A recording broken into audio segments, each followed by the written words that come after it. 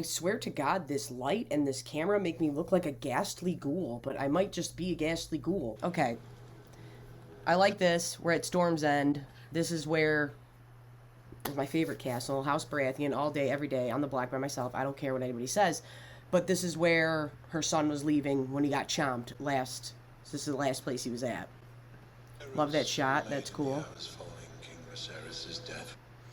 I like having Otto Hightower talking over it at first, and then I'll talk about why Rhaenys is awesome. Okay, this is sick. This is sick. And now, I think he's already at Harrenhal.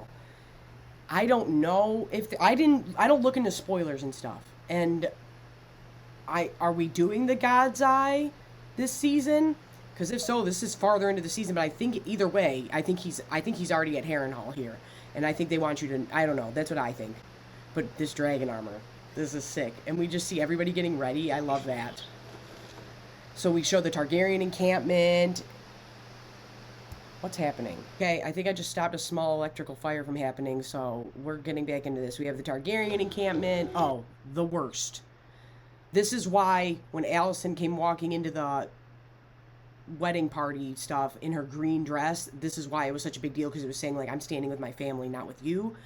And these are the high towers. And a lot of it's in the Riverlands. Like, this could be... I mean, I feel like they're showing us just a lot of, like, departures, honestly. But I like it. I'm not hating on it. But I'm like, we're just... I think we're just... Or it's Duskendale. Either or.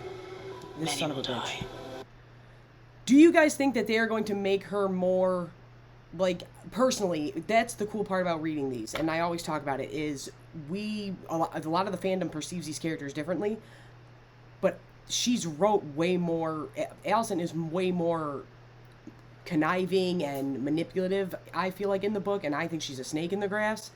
And I can't tell if she's really just saying, hey, a bunch of people are about to die, this is about to get rough, or if she's, like, becoming more making moves. I just feel like they haven't made her super manipulative yet. It's always been, like, circumstance, but is she going to be making moves, is what I'm saying. Oh, here we go. I'm assuming this is, Dragonstone? Just, okay. And I was talking about this on, TikTok. Okay, now we can see it better. See how it's, he's got the hands? Because he becomes Hand of the King. I get that, if you've read the books, it gives me mad Tyrion vibes of, because hands of gold are always cold, but a woman's hands are warm. And then Tyrion totally gets shafted over by the woman he's in love with. And Sir Criston Cole is just the worst after he gets dumped. But I got mad vibes from that, where it's like both a woman, both made them upset. Can we just talk about something funny? Remember last year, or whenever I reacted to the first trailer, and I thought that was a sick eyeball holder, not a way to, like, vote and speak at the council meetings? That was my favorite comment I ever got. Somebody was like, that's not an eyeball holder. Because I thought it was oh my god. We got this little shit. And like I always say in my reviews and stuff, they were just like, hey, let's throw he's got the Conqueror's name, put the Conqueror's crown on him, blah, blah, blah, give him Blackfire, show everybody he's the rightful heir, because that's what the Conqueror had on. That's what they're doing. This is a PR move. But then I like showing her in her father's crown, because that's what he wanted, and I love this dress. I think this is very cool. Now, I'm thinking that marching there is, it could be Rook's Rest. There is no war so hateful to the gods. Okay, that's my favorite part of the trailer. I think that is so cool, because eventually he sits the Iron Throne. He's not king, but he sits the Iron Throne for his brother, and this shot's really cool. And I really like always having the storm around Aemond. And I don't want to give too many spoilers away, but I love Rhaenys' voiceover, because it just applies to so much. But this is mainly about family versus family. Is it really worth it? We're tearing each other apart. We're losing here because we're taking each other out. And this is going to be, I'm assuming this is the other kid finally getting to Winterfell to talk to Creed and Stark and whatnot, and I'm really interested to see how they handle this. And if you want to know why, you can go watch my other videos about it, because I'll go into way too much detail. I like showing her in the white, like she's trying to do the right thing, and then showing her on the dragon, with the dragons with the black and red on. I like that. I thought that was cool. I'm assuming this is Sea Smoke and Cyrax. And we do see Alicent lighting candles and really just emphasizing even more that she's putting a big PR move into religion and slowly moving all the dragon stuff out of the capital, and we see her lighting the candle, things like that. I think this is all the funeral. That was Helena with her veil on, and I talk about this too. I don't want to give too much away, but I think this is all from the funeral after Blood and Cheese. This all looks great. I think that's Rook's Rest.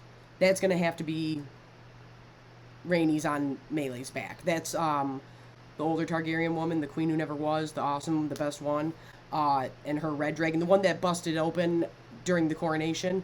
Yeah, I think that's gonna be her, and I think we're gonna see some really sick stuff. It's gonna be rough, and I don't want to give things away, but I think she's about to tear it up, because you got to remember and that's why I love her voiceover so much, because like I said, it applies to so much, but you have to remember, she says it in season 1, she lived through Maegor the Cruel and stuff. Like, she's been ready to fight and has fought and rode her dragon for a very long time, longer than most of these people, so she's seasoned in battle. So she's a badass, and there's something really big that happens, but man, she's the shit. The queen who never was. That's why, yeah, man, she's the best. She's the best. I have a whole video about the irony of the Targaryens is, starting even with Visenya, if they just would have allowed women to inherit, they would have never fallen from power. And no war so bloody as... And if that's Rook's Rest, having her speak over it is, and saying no, as bloody as... I love this, that she got seen on her dragon. I was kind of shocked. Well, not really. I think a lot of this is from the first 2 episodes. I think a lot of this trailer is from the first 2 episodes, and a couple things are from farther in. But I think a lot of this is from the first 2, maybe 3 episodes. And this, I was kind of shocked they put in the trailer. A lot of practical stuff going on.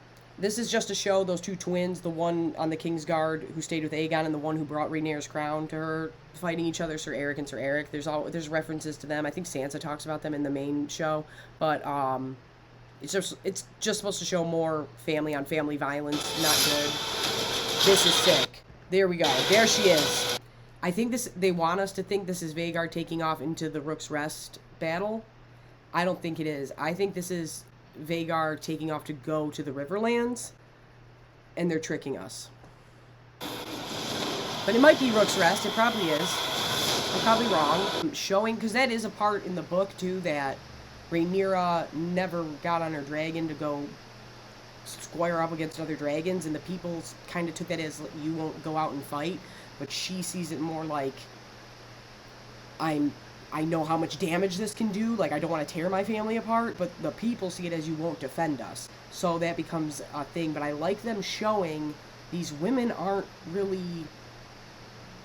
the ones doing anything. These men are causing chaos. We have Daemon grabbing helmets. We got Sir Criston Cole, the worst, acting wild. So I like the way they're showing that, where they're formidable, but they're not the ones getting everything going, which is a big part of this. I mean, come on. This is so sick. This is so cool. But he looks like he's in the cave at Dragonstone. So are we getting into Vermithor? Because that's the thing, too. We got to get into Dragon Seeds. And you can hear me rant all about these things. I got tons of videos on it. I think this scene, and this is, she finally gets her dragon, she gets a Moon Dancer. I think this is going to be possibly after Rook's Rest, and she's pissed off. That's kind of what I think.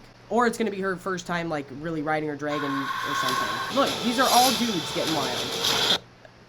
And, yeah, they're definitely not in the same shot or scene. That was definitely separate scenes, but still cool. I love Vhagar. You got to remember this about Vhagar. I love Vhagar. Vhagar has literally done nothing but murk motherfuckers all day, every day, on the block. That is her love. That is what she does. She is the last dragon from Old Valyria. That's a bad dragon. That is my favorite dragon. But I'm still on the Team Black's side. So, it is what it is. But I'm Abby with MotorCityNerds. Tell me what your favorite part of this trailer was. Tell me other little things. I'm so excited for this to be back. I miss things so much. Like, I miss Succession so much. I miss everything. I miss everything. I missed Interview with the Vampire.